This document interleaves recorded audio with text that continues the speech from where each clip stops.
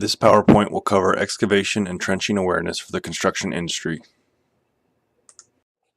The main points that will be covered in this PowerPoint include excavation standards, soil classification, soil testing, competent person responsibilities, hazards associated with trenches, and protective systems for trenches. According to OSHA's 29 CFR 1926 Construction Industry Regulations book, an excavation is any man-made cut, cavity, trench, or depression in an earth surface that is formed by earth removal. According to OSHA's 29 CFR 1926 Construction Industry Regulations book, a trench excavation means a narrow excavation, in relation to its length, made below the surface of the ground. In general, the depth is greater than the width, but the width of a trench measured at the bottom is not greater than 15 feet. This picture shows an employee that is stuck in mud up to his mid-thigh. It took 2 hours to remove the employee from the trench. The employee suffered a compound fracture on his right leg. Excavations and trenches are extremely dangerous. As many as 400 workers die and another 4,000 workers are injured as a result of cave-ins each year. 2 workers are killed every month in trench collapses. Most accidents occur in trenches 5 to 15 feet deep. This is where utilities are usually located. There is usually no warning before a cave-in.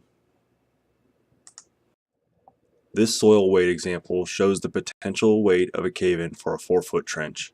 The potential weight of the cave-in is 2,000 pounds.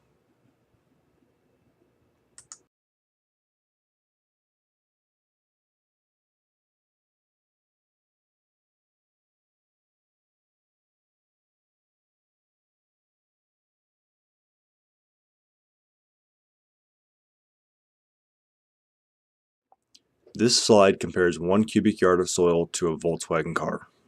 1 cubic yard of soil weighs almost the same as the Volkswagen car. If dirt can do this to a ladder following a cave-in, imagine what it can do to your body. The top 5 trenching hazards are cave-ins, overhead electric line contact, falls into excavations, equipment falling into excavations, and explosions, fire, and electrocution. Unsafe attitudes lead to injuries and accidents.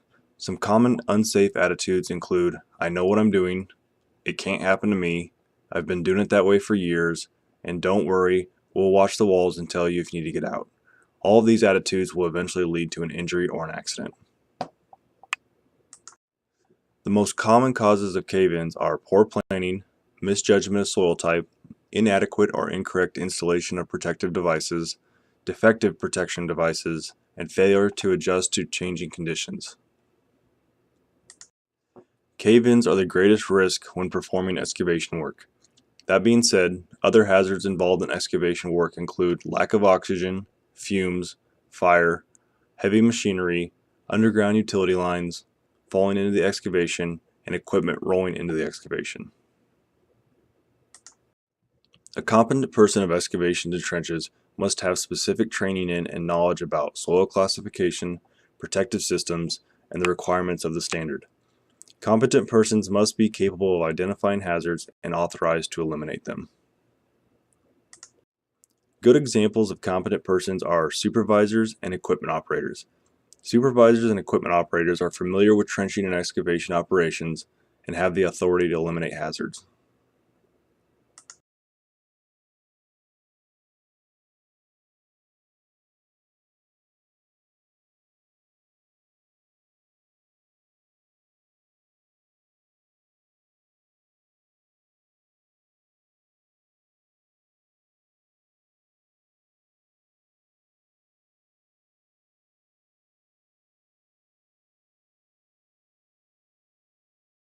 Additional responsibilities of the competent person include visually testing soil, manually testing soil, designing structural ramps, locating underground utilities, monitoring water removal, determining the need for protective systems, and being aware of weather conditions and forecast.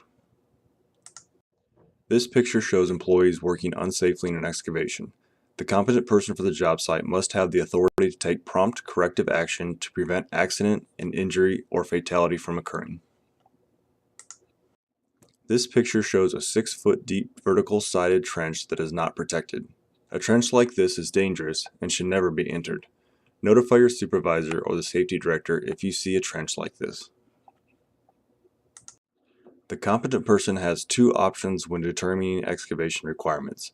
The competent person can use the OSHA standard for guidance on sloping, shoring, and shielding.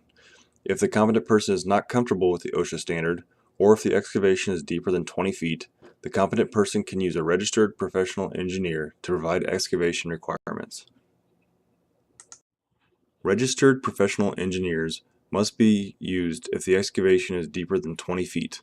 OSHA expects that the registered professional engineer will be registered in a related area such as civil, mechanical, geotechnical, or architectural engineering. This pie graph shows cave-in fatalities for the year of 2000. 86% of cave-in fatalities in 2003 occurred when a competent person was not on the job site. This emphasizes the importance of having a competent person on the job site at all times during excavation operations. Excavation is a show me in writing standard. This means that excavation protection solutions must either come from an OSHA standard or a registered professional engineer.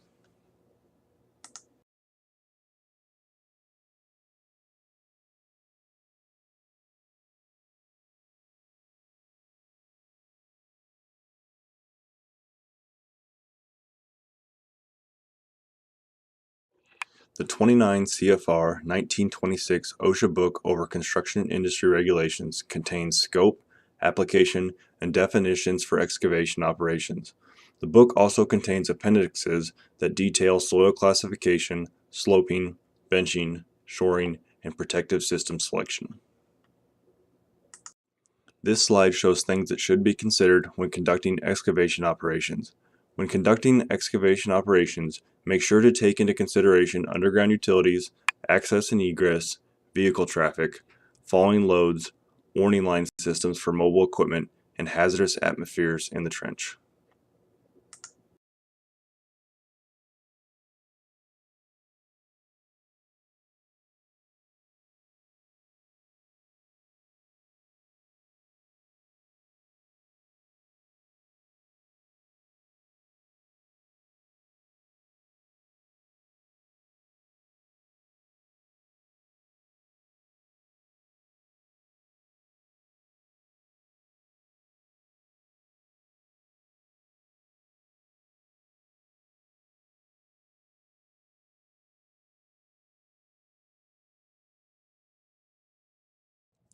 Cross braces are horizontal members of a shoring system installed perpendicular to the sides of the excavation, the ends of which bear against either uprights or wales. Faces or sides are the vertical or inclined earth surfaces formed as a result of excavation work.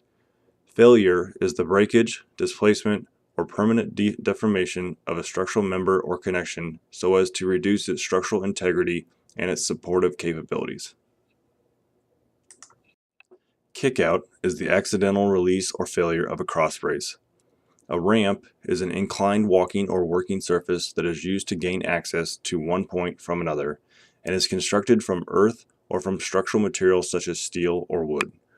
A shield system is a structure that is able to withstand the forces imposed on it by a cave-in and thereby protect employees within the structure. Shields used in trenches are usually referred to as trench boxes or trench shields.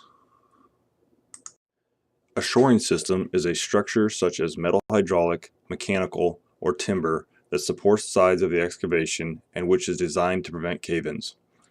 A sloping system is a method of protecting employees from cave-ins by excavating to form sides of an excavation that are inclined away from the excavation so as to prevent cave-ins. The angle of incline required to prevent a cave-in is determined by soil type. Type C soil needs to be sloped more than stable rock soils. Uprights are the vertical members of a trench shoring system placed in contact with the earth and usually positioned so that individual members do not contact each other. Wales are horizontal members of a shoring system placed parallel to the excavation face whose sides bear against the vertical members of the shoring system or earth. Underground installations are a danger when performing excavating activities. Before digging, call 811 to contact the Nebraska Diggers Hotline.